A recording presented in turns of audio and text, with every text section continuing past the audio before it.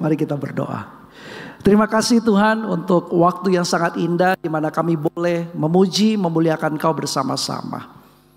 Hari Sabat adalah hari di mana kami bukan hanya istirahat secara fisik, tetapi kami mau memiliki hubungan yang lebih dalam dengan Engkau. Karena kami tahu Tuhan, sepanjang satu minggu, Senin sampai Sabtu, kami banyak melakukan aktivitas, pekerjaan, rumah tangga, sosialisasi, dan juga penuh dengan schedule. Tapi hari Minggu adalah waktu di mana kami mau betul-betul fokus, punya hubungan dengan Engkau. Tuhan, waktu tadi saya menyanyi puji-pujian, mulai dari lagu pertama dan kedua, saya bisa merasakan Engkau sangat mengasihi, sehingga tak terasa air mata itu mengalir keluar. Karena kami tahu Tuhan bahwa Your love is more than enough. Walaupun apapun yang terjadi dalam hidup kami, kasih Engkau tidak pernah gagal. Bapa, saat ini bantu kami untuk supaya bisa merasakan firman-Mu menjadi kekuatan, dorongan, semangat, sehingga satu minggu ke depan pada saat kami menghadapi tantangan, kesulitan, pergumulan, cobaan dan masalah, kami enggak terjatuh dan kemudian melupakan Engkau. Tapi benar-benar Tuhan, dengan melalui firman kami bisa dikuatkan setiap hari. Sehingga bukan saja kami merasa dekat dengan Engkau, tapi kami mendapat tuntunan, pimpinan daripada firman dan juga Roh Kudus dalam setiap hari kehidupan kami. Bantu hamba supaya dapat memberikan firman yang sesuai dengan kehendak Engkau. Di dalam nama Yesus kami berdoa dan mengucap syukur. Amen. Terima kasih untuk multimedia. Ini mic-nya bagus banget. Suara saya lagi habis. Jadi ini jadi kelihatan lebih bagus ya. Nanti kalian mau dengar saya menyanyi juga bisa sebentar lagi. Oke, ini Tangerang ya. Tangerang merupakan satu kota yang tidak pernah saya lupakan. Dating pertama kali saya dulu di Tangerang dengan seorang sister. Yang paling tahu itu Wati. Mana Wati? Ya itu dia ya. Karena itu pembimbingnya dia dulu. Nah, terus kemudian Tangerang merupakan satu kota di mana pembimbing kami dulu yang memimpin di sini sebelum Bro Sahat dan Joyce, yaitu Pak Budi sama Lipin, gitu. Dan banyak cerita. Kami sering pergi ke Tangerang dan ketemu dengan jemaat itu adalah pada saat Joe sama Nico waktu teens. Waktu itu di Tangerang, wah itu luar biasa teens ya. Yang mengadakan acara, ada camp.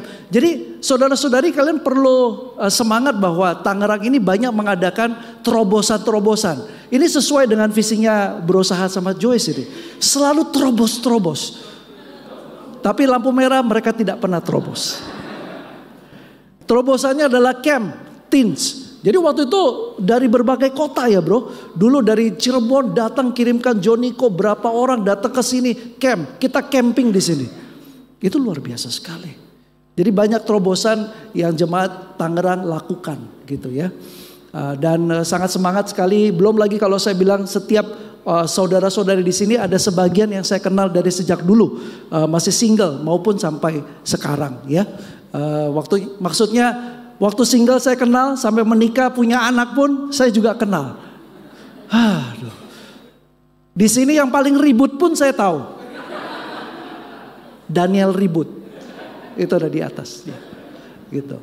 Ya, jadi banyak kenangan. Kalau sama Sahat sama Joyce, aduh, tadi seperti yang Bapak bilang ya, kita saling mengucapkan selamat ulang tahun gitu ya. Tapi satu hal yang kita belum pernah lakukan, kita belum tukar kado. Lihat nanti Natal ya, gitu. Oh. Udah itulah ya. So jadi hari ini udah cukup ya 15 menit ya intronya. Mari kita kasih semangat dulu. Terima kasih kepada worship leader ya, worship songs team yang tadi memimpin kita ya. Itu luar biasa. Saya berharap kita semua di sini menghargai setiap brother sisters yang datang lebih awal untuk bisa melayani ya. Mereka datang, 1-2 jam sebelumnya latihan dulu. Saya datang sini 8:15, mereka sudah nyanyi semuanya. Usher, saya disambut oleh seorang hakim hari ini. Namanya Hakim Ho. Hakim kan dia? namanya gitu. Udah cukup ya introduction-nya. Sekarang kita mulai masuk. Hari ini saya akan sharing tentang 3 hal yang akan dapat membantu kita menghadapi pergumulan. 3 hal ini sangat penting untuk kita pelajari. Oleh karena saya secara pribadi melalui pergumulan tersebut, pergumulan yang berbagai macam. Tapi sampai hari ini masih bisa berdiri bersama-sama dengan kita semua. I don't know kalian punya pergumulan apa saat ini. I don't know. Tapi saya berharap dan saya berdoa kita semua hari ini yang mendengarkan firman itu dapat mengerti, dapat memiliki cara pandang yang benar sesuai dengan firman. Bagaimana cara menghadapi pergumulan, ya? Kita semua tahu kita punya tema besar yaitu more than conquerors, yaitu kita lebih daripada orang-orang yang menang.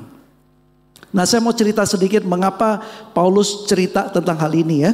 Jadi ada yang namanya pergumulan di dalam jemaat yang pada saat itu sedang dihadapi oleh jemaat di Roma. Jadi sebelum saya masuk saya kasih terangkan dulu background why Paul wrote the letter for the church in Rome.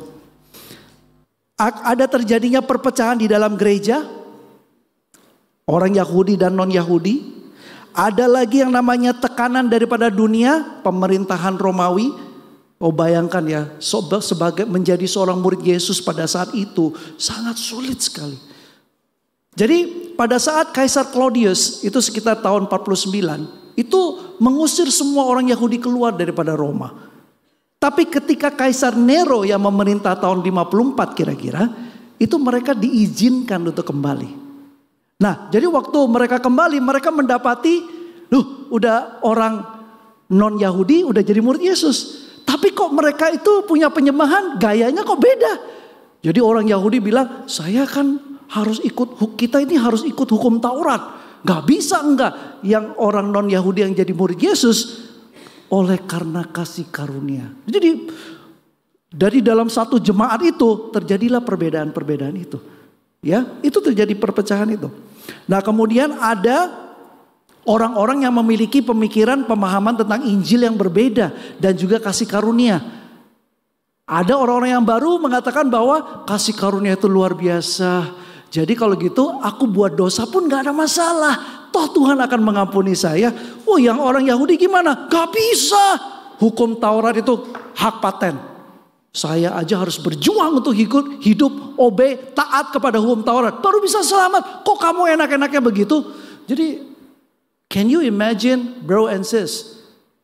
Itu adalah momen yang dihadapi oleh jemaat pada saat itu. Nah, itulah kenapa Paulus menulis surat kepada jemaat. Walaupun saat itu Paulus tidak berada di dalam jemaat tersebut. Nah, itu adalah hati seorang Paulus ya. Dia bukan mendirikan jemaat di Korintus, tapi dia melihat, dia tergerak hatinya untuk membantu jemaat yang tidak dia dirikan tapi sedang mengalami masalah. So that's the heart of Paul yang Paul punyai. Ya, sekarang kita masuk 3 point of view yang kita akan pelajari pada hari ini di dalam menghadapi pergumulan. Yang pertama, I want to talk about we are saved by grace. Kita itu diselamatkan oleh karena kasih karunia. Bro, saya sudah mendengar ini begitu banyak, tapi hari ini kita akan belajar dari sudut pandang yang berbeda, ya, terutama yang sedang bergumul dengan kelemahan. Dalam arti bisa dosa. Dalam arti bisa kebiasaan-kebiasaan yang buruk. Dalam arti saya ini udah jadi murid Yesus, ngerti yang benar, tapi kenapa ya kok saya seringkali melakukan yang salah. Dan itu adalah dari pergumulan sejak dulu sampai hari ini belum selesai juga. So maybe you are in that position. Tapi hari ini saya mau bicara tentang satu hal yang berbeda. Roma 3, 23-24. Karena semua orang telah berbuat dosa dan telah kehilangan kemuliaan Allah. Dan oleh kasih karunia telah dibenarkan dengan cuma-cuma karena penebusan dalam Kristus Yesus. Gak ada satu orang pun yang gak berbuat dosa. Jadi artinya setiap daripada kita, walaupun telah menjadi murid Yesus, kita punya potensi untuk jatuh lagi ke dalam dosa. Bedanya adalah kalau kita punya pengenalan akan firman, bahwa saya ini dibenarkan dengan cuma-cuma. Saya dilayakkan sama Tuhan oleh karena kasih karunia. Saya dibenarkan sama Tuhan oleh karena penebusan Kristus Yesus di atas kayu salib. That's make a lot of difference. Hari ini saya pengen kita coba lihat ke dalam hati kita masing-masing. Saya itu dibesarkan dari sebuah keluarga yang no boundaries. Kamu mau hidup sakarepmu dewek. Tapi jangan bawa masalah ke dalam rumah. Kalau kamu lakukan satu kesalahan, you have to be responsible. Jangan ganggu papi dan mami. That's my parents. Jadi saya mau lakukan apapun di luar, gak ada masalah. Persoalan sendiri saya hadapi. Jadi saudara-saudari, saya tumbuh menjadi seseorang yang gak punya batasan. Dan lakukan apa saja yang saya anggap itu baik buat saya dan menguntungkan buat saya. Ya, salah satunya adalah buat dosa. Ya. Jadi ada begitu banyak dosa-dosa, kelemahan saya yang saya merasa sebelum jadi murid Yesus, saya merasa saya tidak akan pernah bisa berubah. Saya nggak tahu apakah kamu pernah merasakan hal itu. Tapi saya merasakan hal itu. Kayaknya kok Charlie ini nggak akan bakal bisa berubah. Because of a lot of my sins yang sudah masuk, jatuh ke dalam, terperangkap, terbelenggu, kemudian nggak bisa keluar lagi. Ya, kayak itu loh, penjara di Alcatraz gitu. Banyak pikiran cabul, kesombongan pribadi, lihat orang, aduh kayak kok lu begini sih, gue lebih baik daripada lu. Saya suka judging orang, menilai, menghakimi. I'm not proud about myself ya kalau saya cerita begini. Tapi saya mau cerita bagaimana kasih karunia Tuhan tuh betul-betul bisa mengubahkan. Ya, ketidakmurnian. Kalau ketemu dengan wanita, tujuannya adalah untuk mau jatuh dosa dengan wanita tersebut. Pikiran saya selalu mau cari cuan. Kalau kamu tidak memberikan keuntungan buat saya gak akan temenan sama kamu. Jadi kalau kamu ketemu sama saya 29 tahun yang lalu, ini tahun ke-29 saya jadi murid Yesus. 29 tahun yang lalu, kamu mungkin gak akan mau berteman dengan saya. Serius. Karena saya begitu buruk ya gitu. Saya pikir I will never change. Nah kemudian John dan Karen datang. Dan kemudian kita belajar Alkitab. Dan kemudian saya bertobat dan menjadi murid Yesus. Nah ketika John atau orang Budi pengajar saya pertama. Dia mengajar saya tentang penyalipan. Ya, waktu saya di Jakarta Utara. Makanya saya kenal Edwin. Ya, saya kenal brother sister yang dari utara. Ada Happy dulu gitu. Ada Wuri. Aduh Wuri. Ini mereka berdua juga teman kami. Sorry ya tadi lupa disebutkan. Maaf ya. Maka tadi Jerson lihat saya kok kayak kurang. Tapi kalau saya sebutkan namanya satu persatu nggak akan habis. Ya, oke. Sampai mana tadi? Budi, Jakarta Utara. Jadi Budi ngajar saya tentang penyalipan. Wah, pelajaran itu dia buka tentang ini, gitu ya. Saya waktu itu ingat Budi, itu kita belajar di tempatnya John di Pulau Mas. Waktu belajar kitab Budi sangat serius untuk mengajarkan firman. Dan sampai dia menangis. Waktu itu saya bingung kenapa dia menangis. Kok bisa gitu ya? Sedalam itu loh sama Yesusnya. Kok dia bisa cerita sama tentang Yesus, penderitaan Yesus, itu sampai dia nangis. Saya juga ikutan nangis. Oleh karena Budi. Bukan oleh karena itu pelajaran penyalipannya itu oleh karena Budi nangis. Yesus, saya juga oh iya betul. Tapi sesudah pelajaran itu, inilah yang sangat menusuk saya. Charlie yang kacau, Tuhan terima loh. Yang sudah begitu dalam jatuhnya, yang gak punya kepercayaan diri bahkan bisa menjadi seorang Kristen yang benar, bisa loh. Hanya punya cara pandang ini saja udah sangat mengubahkan kita semua. Nah, mungkin ada di antara kita, brother sisters, yang merasakan bahwa kamu gak layak sama Tuhan. Bro, aku tiap hari ada tantangan. Jatuh ini, jatuh itu. Gak enak. Setiap kali, gak enaknya gimana? Saya jelasin. Setiap kali kalau ketemu sama orang dan orang nanya, gimana kabarmu? Itu mati. Aduh. Pernah merasa itu? How are you doing? Apalagi kalau dia menatap, apalagi kalau berusaha atau Joyce itu. How are you doing? Terus matanya, melihat matanya kita. Kamu jawab apa? Jawab baik. Kamu tahu di dalam dirimu kamu gak lagi baik-baik. Ada rasa bersalah. Ada rasa gak layak. Tapi kamu gak berani ngomong kan. Kalau ngomong nanti dibimbing. Kalau ngomong nanti kemudian ceritanya tambah panjang. Spend time cuma hanya how are you. Cuma bilang baik itu cuma hanya berapa detik. Jadi 2 jam. Because kita cerita hati kita. Pernah mengalami itu?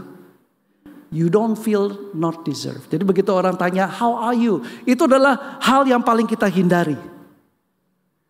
Tapi kalau kita betul-betul mengenal ini dan menjadikan ini sebagai cara pandang kita, ini sangat menguatkan sekali. Itulah kenapa every day adalah waktu di mana kita bertobat. Bertobat itu adalah bukan sekali aja waktu bertobat, dibaptis kemudian udah setelah itu suci selama-lamanya. Oh enggak ada satupun di antara kita yang imun terhadap dosa. But karena kita menjadi murid Yesus, justru itu kita lebih rentan untuk jatuh di dalam dosa. So we have to be really careful. Untuk hal itu, saya ada satu ayat lagi. Gak bisa pakai usaha kita untuk supaya bisa selamat.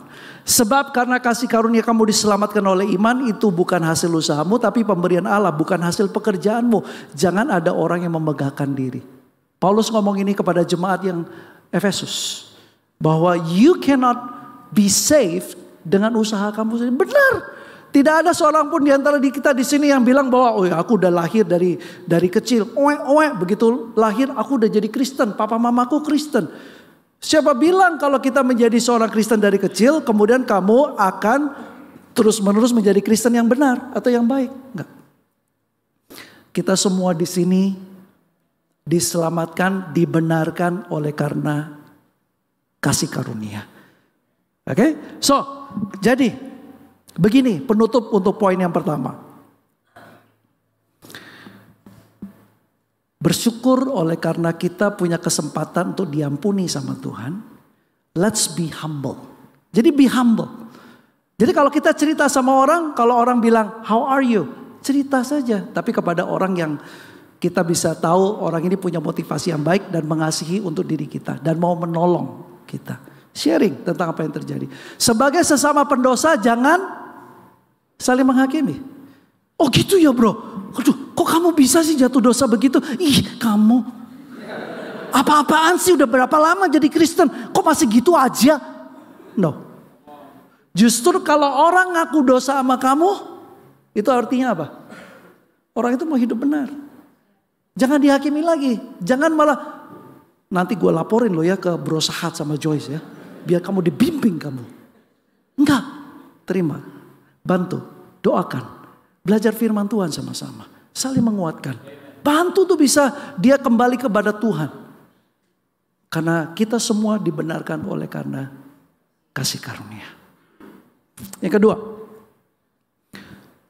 Jadi kalau kita merasa saat ini tidak layak. Kita dapat kembali kepada Tuhan kapan saja. Even now. Kalau kita memutuskan bahwa saya butuh kasih karunia Tuhan. Tuhan ampuni saya. Tuhan mau kok ampuni kamu. 1 Yohanes 1 ayat 9-10 mengatakan. Jikalau kamu mengakui dosa dan juga kesalahan kita. Maka Allah yang suci dan setia akan mengampuni dan menyucikan dosa-dosamu. All we have to do adalah confess our sin. Tapi setelah itu cari jalan keluarnya. Bagaimana caranya supaya kita bisa keluar daripada itu. Nah, ketika saya study Alkitab dengan Bro Budi dan John, saya confess semua dosa-dosa saya. Saya tulis. Kalian dulu pernah menulis daftar dosa kan? Berapa lembar? 1 lembar. 1 lembar bro, tapi tulisannya kecil, fontnya kecil gitu ya. Sampai nggak bisa kelihatan. Ya, saya berlembar-lembar. Karena saya pengen beres. Saya pengen tutup Charlie yang lama. Saya pengen bury before I raised up with Jesus. Saya tutup dulu itu.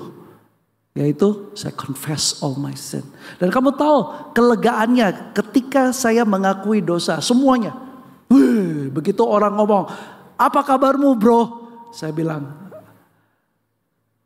saya sering kali jatuh dosa. Tapi saya mendapat pengampunan dari Tuhan. Dan karena itu, I feel free. Saya pengen kita semua di sini, ketika kita pulang dari ruangan ini, kita merasakan kasih karunia Tuhan yang begitu besar. You are no longer slave by sin. Tapi kita semua adalah hamba daripada kebenaran. Amen. Poin 1 sudah selesai. Oke, yang kedua. Saya 3 poin ya, cara pandang. Cara pandang yang kedua adalah bagaimana kita bisa melihat pergumulan. Suffering bring goodness. Bro, gak salah kamu tulis ini. Apakah betul penderitaan akan mendatangkan kebaikan? Menurut saya pergumulan akan selalu mendatangkan kesusahan. Gak pernah aku lihat pergumulan itu mendatangkan suatu hal yang beneficial buat saya. Nah itu oleh karena kita mungkin masih belum mengerti tentang konsep ini. Kalau kita mengerti konsep ini, kalau kamu mendapat pergumulan atau tantangan, masalah, cobaan, kalau kamu betul-betul bisa melihat ini dengan baik, maka kita akan menghadapi masalah, tantangan, cobaan, dan pergumulan itu dengan sukacita. Malah nantangin, oke apa lagi habis ini? Pergumulan apa? Ayo Tuhan, serahkan sama saya, ayo. Jangan, jangan ya. Bukan, tapi kamu siap sedia gitu loh. Oke, kalau pergumulan datang gak kaget lagi. Gak kita bilang, apalagi ini Tuhan, belum selesai, baru selesai kemarin kemudian dapat lagi. Aduh Tuhan. Poin kedua ini bagus bagi kita yang merasa bahwa pada saat pergumulan Tuhan sedang pergi dari saya. Pernah, kalau dulu zamannya JKPN, itu kalau misalnya ministrinya kurang mendapat kiriman orang-orang yang dimenangkan, dibilangnya begini, ministrinya Tuhan lewati saja. Jadi Tuhan tidak tinggal di dalamnya, makanya nggak berbuah, gitu ya. Nah mungkin di antara kita di sini memiliki pandangan seperti itu. Oh kalau saya bergumul itu berarti Tuhan nggak sayang sama saya. Mungkin Tuhan ngambek oleh karena saya tadi jatuh dosa ini dan itu. Balik lagi ke poin yang pertama kan. Oh ini karena Tuhan itu lagi speng saya. Dia mau menghukum saya supaya saya bertobat.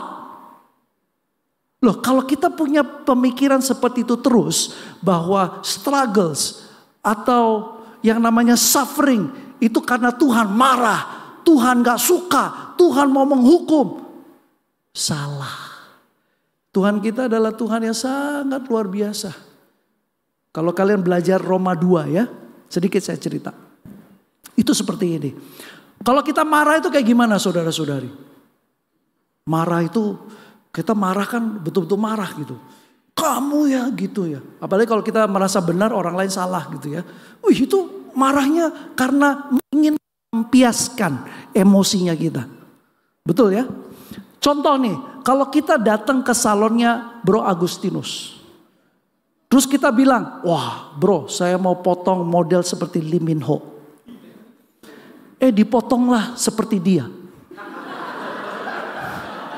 Apa yang terjadi? Oh nggak apa-apa, model kamu cocok juga ya di saya. Pasti gimana? Lampiaskan tuh. Kamu gimana? Aku nggak usah bayar, kamu tutut kamu. Gitu. Lampiaskan karena emosi. Tapi Tuhan enggak loh. Roma 2 kalian pelajari. Kalau Tuhan itu ngelihat kita enggak obey sama dia. Tuhan bilang, aku akan menyerahkan kamu kepada pikiranmu sendiri. Wes mekero dewe kalau orang Jawa bilang. Kita punya kehendak sendiri, kita nggak mau ikutin Tuhan. Tuhan bilang, aku serahkan kepada kehendakmu. Kita mau lakukan sesuatu yang menurut kita benar, kita mau lakukan saja. Nggak peduli itu menyenangkan hati Tuhan atau nggak sesuai dengan firman. Tuhan bilang, ya udah, aku serahkan kepada apa yang kamu mau buat, silakan. Itu loh. Jadi Tuhan tuh nggak pernah marah kalau kalau kita belajar tentang buku Roma ini. Luar biasa sekali. Marahnya Tuhan sama marahnya kita beda. Ya, mari kita teruskan. Kenapa saya bilang suffering bring goodness? Roma 5, 3-5, dan bukan hanya itu saja, kita malah bermegah dalam kesengsaraan kita. Oh, ini nggak salah ya? Bermegah. Karena kita tahu bahwa kesengsaraan itu menimbulkan ketekunan, dan ketekunan menimbulkan tahan uji, dan tahan uji menimbulkan pengharapan. Dan pengharapan tidak mengecewakan karena kasih Allah telah dicurahkan di dalam hati kita oleh Roh Kudus yang telah dikaruniakan kepada kita. Gak salah saudara-saudari, karena Paulus sendiri telah mengalami hal ini. Itulah kenapa dia tulis ini. Saya percaya kepada orang yang sudah mengalami terlebih dahulu, baru kemudian dia mengajar. Makanya kalau khotbah, saya nggak pakai bahan orang lain. Saya khotbah selalu dari saat teduh saya. Saat teduh saya jadikan itu, saya lakukan terlebih dahulu, baru kemudian saya ajarkan. Paulus juga lakukan hal yang sama. Wah, dia kesengsaraannya banyak. Kamu bisa baca di Korintus, dia kapal karam, dia kemudian didera 40 kurang 1 kali pukulan, dia seringkali nggak makan, seringkali dipukuli, mau dilempari batu, segala macam. Kamu bisa lihat itu semua. Tapi yang ditulis oleh Paulus adalah he knows bahwa kesengsaraan itu akan membawa suatu hal yang baik. Apa itu? Karena dia bilang di sini, akan kasih kita ketekunan, akan kasih kita tahan uji, dan akan kasih kita pengharapan. 3 ini. So when we understand, waktu kita realize bahwa pergumulan ini Tuhan kasih, berarti buat saya untuk bisa bertumbuh di dalam, saya bisa jadi orang yang lebih tekun, saya bisa jadi orang yang lebih tahan uji, dan saya lebih jadi orang yang punya pengharapan di dalam Tuhan. 3 hal ini. Jadi waktu kita menghadapi pergumulan, kita gak lagi komplain, Tuhan apa ini, kok begini, kamu gak sayang gak? Udah buang itu jauh-jauh. We understand we are saved by grace. And number 2, suffering bring goodness. Yakobus 1, 2-3. Ini adalah ayat yang nanti akan dibawakan sama istri saya. Anggaplah sebagai satu kebahagiaan apabila kamu jatuh ke dalam berbagai-bagai pencobaan. Sebab kamu tahu bahwa ujian terhadap imanmu itu menghasilkan ketekunan. It always brings something good out of suffering. Waktu masih kecil, Joe sama Nico itu dilahirkan tidak normal. Mereka berdua lahir prematur. Joe lahir 7,5 bulan. Nico lahir pas 7 bulan. Jadi usia 7 bulan itu mulut rahimnya Nita itu gak kuat. Jadi berat bayi 1 kilo pun dia udah langsung keluar. Ya, Joe lahir 2 kilo lebih gede. Nico lahir 1,3 kilo. Pergi ke ruang inkubasi 1 bulan. Dan 3 hari kemudian setelah itu, Nico beratnya 0,9. Jadi waktu lahir itu, kan saya ikut lahirannya Nita kan ya. Dokter bilang, kamu mau lihat istrimu melahirkan? Mau, gitu. Mungkin dari sebagian di antara kita tidak melihat bagaimana istri melahirkan ya. Saya sarankan untuk kita bisa melihat istri kita melahirkan. Supaya kita dapat menghargai istri kita dengan lebih lagi. Jadi waktu saya lihat di depan mata saya, bagaimana kalau Joe dia lahir sesar. Jadi saya gak boleh masuk ke sana. Jadi usia 7,5 bulan, ketuban sudah pecah, Tapi Joe nggak mau keluar dia. Dia kayaknya enak di dalam, anget kali ya. Gitu ya. Nggak mau keluar dia. Sampai air ketuban pecah, Nita sudah disuntik. Apa tuh? Yang buat melahirkan? Iya itu. Nggak keluar juga. Sampai akhirnya harus disesar. Niko beda. Datang jam 11 malam, kemudian sudah begini kan. Ini semua semua menikah ya? Oke. Ada yang belum, aduh. Saya harus pilah-pilah. Oke. Begitu Nita udah begini. Dokter bilang, ya ibu siap? Siap. itu Nita pada saat itu paling gahar. Jadi waktu itu sudah sakit kan. Wah, saya di sampingnya dia. Dokter mana kan dia? Iya sebentar lagi datang, sabar ya. Sabar. Kamu gak bisa jadi saya sih. Setelah itu dia cakar saya. Wah sakit gitu kan. Waduh. Terus saya bilang, iya tahan ya. Ambil nafas. Kamu pikir gampang tarik nafas. Dia marah-marah pokoknya itu. Setelah semuanya nih, semua berdarah-berdarah itu. Setelah melahirkan Nita baru bilang, tanganmu kenapa nih? Kenapa? Kamu gak tahu waktu kamu mau melahirkan, buktinya penganiayaan. Wah. Jadi waktu Niko kan ini gitu kan. Jadi dokter udah siap-siap. Oke ibu sudah siap ya? Siap gitu ya. Oke 1, 2, 3 gitu ya. Gitu. Niko langsung keluar. Dan kan dia dokter di sini. Niko keluar di sini. Jadi dokternya sampai kaget. Mau merucut saking kecilnya. Saya melihat tali pusarnya dipotong, diikat, kemudian ditarik. Keluarlah apa itu? Bantu bro? Oh ya. Ibu ini perawat ya? Kok tahu semua dari tadi? Tadi masalah suntik dia tahu, masalah ini dia tahu. Udah 3 kali melahirkan. Wow. Ya, udah sampai mana lagi lupa lagi. Aduh, lompat ya, gitu kan. Nggak mau nangis dia. Sampai dokternya bilang, ini ada apa-apanya nih. Saya bilang, dok, tolonglah.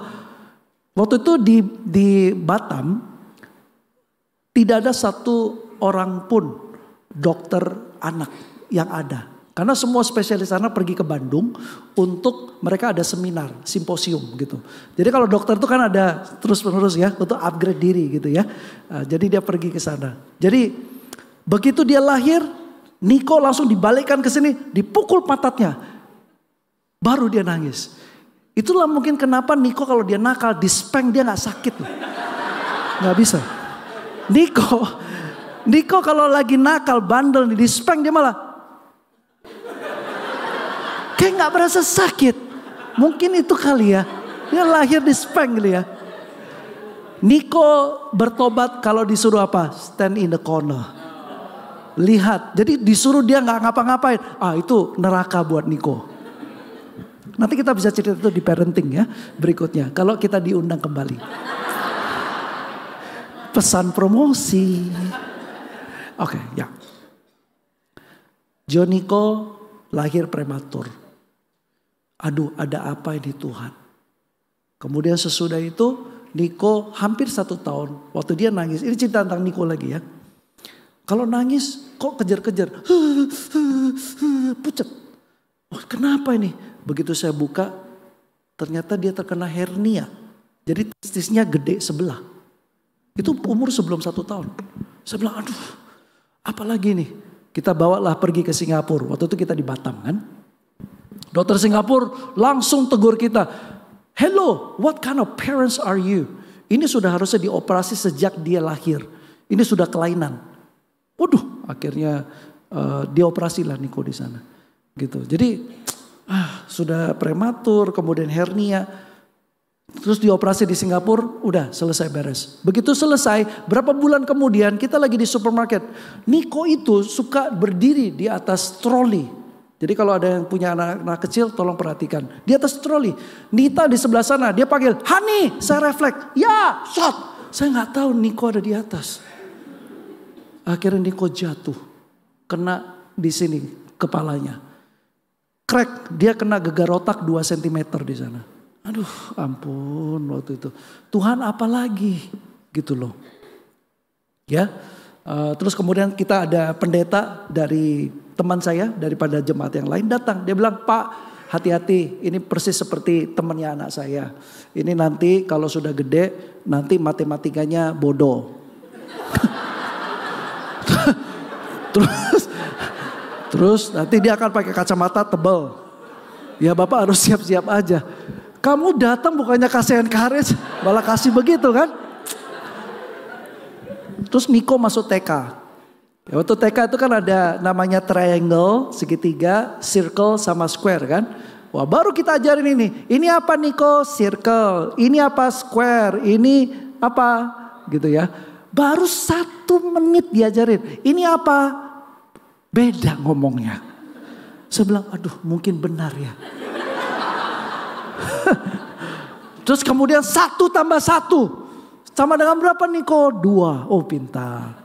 Berapa detik kemudian 1 tambah 1. Dia lihat saya lihat dia. Dia gak bisa jawab. Gak bisa jawab. Aduh matematikanya. Ngapa ini? Kamu ngerti gak sih kalau kamu di posisi saya ya? Ini ada apa? Kita ini pelayanan loh. Kita ini jadi pendeta loh. Gitu loh. Ada-ada aja lah pokoknya ya. Terus belum lagi pergumulan-pergumulan yang lain lah. Nanti kalau saya cerita panjang nantinya ya. Sampai pergumulan yang terakhir Nita kena. Ya, terkena cancer payudara stage 3B. Dan juga ternyata ada tumor di kandungan dia seberat 1,3 kilo. So nanti dia akan cerita sendiri.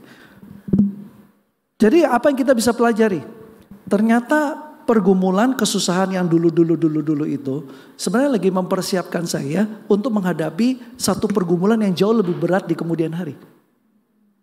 Jadi kalaulah kami bisa menghadapi waktu Nita mendapat cancer dan itu merubah, saya mau kasih tahu kalian, itu merubah kita punya future, kepelayanan dan lain sebagainya. Itu merubah semuanya, keuangan kita, impian-impian ke depan, pelayanan kita itu semua buyar. Tapi kita harus menghadapi itu.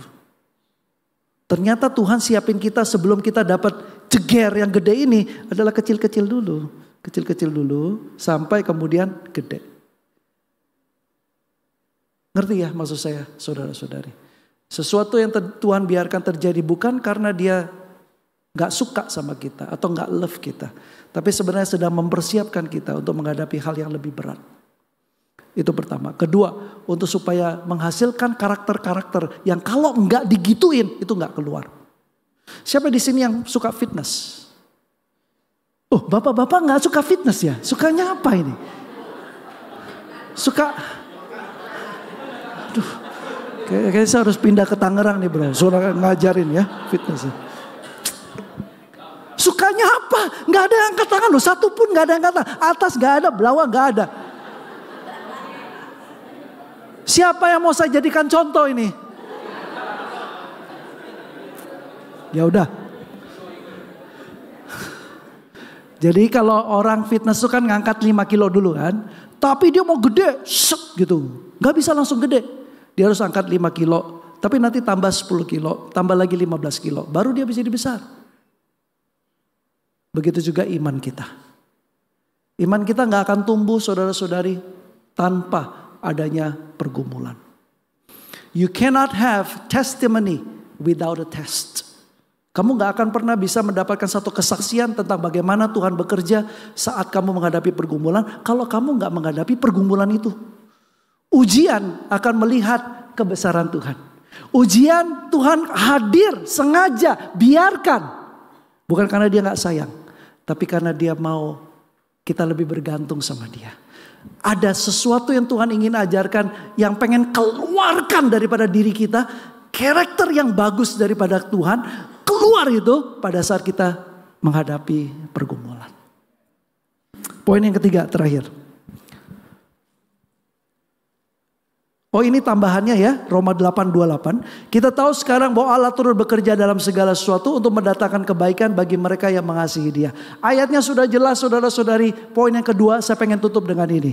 Ya, setiap hal yang terjadi Tuhan turut bekerja. Percayakan akan hal ini. Jangan bimbang mengatakan bahwa kalau aku dalam kesulitan Tuhan gak ada. No, God is there. Dia turut bekerja untuk mendatangkan kebaikan bagi mereka. Tapi ini syaratnya, we have to love them. We have to love Him. Kita perlu mengasihi Tuhan. Sehingga Tuhan dapat bekerja untuk mendatangkan kebaikan buat kita semua. Dia akan keluarkan itu karakter Kristus di dalam diri kita. Untuk bisa semakin mirip dengan Dia. Yang terakhir, cepat ini ya. Ini yang paling encouraging. Yang paling encouraging. Setiap kesulitan yang saya hadapi, I always remember this. Secure of His love. Secure, merasa aman bahwa Tuhan tuh mengasihi saya. Ayatnya di mana? Ini kita lihat dari Roma juga ya. Roma 8, 38 sampai 39. Sebab aku yakin bahwa baik maut maupun hidup, baik malaikat-malaikat maupun pemerintah-pemerintah, baik yang ada sekarang maupun yang akan datang, atau kuasa-kuasa, baik yang di atas maupun yang di bawah, ataupun sesuatu makhluk lain, tidak akan dapat memisahkan kita dari kasih Allah yang ada dalam Kristus Yesus Tuhan kita. God loves us so deeply. Nah, untuk supaya bisa merasa dikasihi sama Tuhan, kembali lagi ke poin yang pertama. Seberapa banyak dosa kita telah diampuni sama Tuhan. We feel God's work. Kedua, hitung berkat dalam hidup kita. Coba deh. Kapan terakhir kali waktu kamu duduk sendirian, kemudian kamu ngobrol sama Tuhan. Dating with God. Dan kemudian hitung. Berapa banyak berkat, kebaikan, dan kasih yang telah Tuhan berikan dalam hidup kita. You will cry. Saya setiap kali mengingat akan kebaikan Tuhan, saya nangis. Semakin besar kita melihat pekerjaan Tuhan, semakin banyak Tuhan bekerja dalam hidup kita dan kita sadari, kita akan melihat Tuhannya tuh begitu besar. Dan akhirnya kita melihat masalah itu begitu kecil. Because we see big God. Jadi problemnya menjadi small. Kenapa kok kita kadang-kadang melihat problem, masalah, pergumulan big? Because we see God so small. Tapi kalau kita balik. Paradigma itu, sudut pandang itu kita balik. Cara memandangnya adalah God love me so much. Buktinya apa? Wah, ya itulah, kamu runtut aja dari kecil. Kamu gimana? Apa pekerjaan Tuhan dalam hidupmu dari kecil?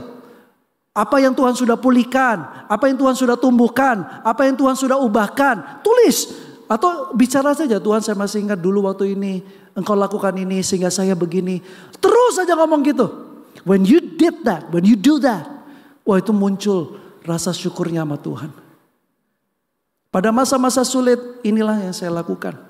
Hitung berapa banyak kebaikan Tuhan dalam hidup saya. Yang terakhir, ini betul-betul ngademin ya.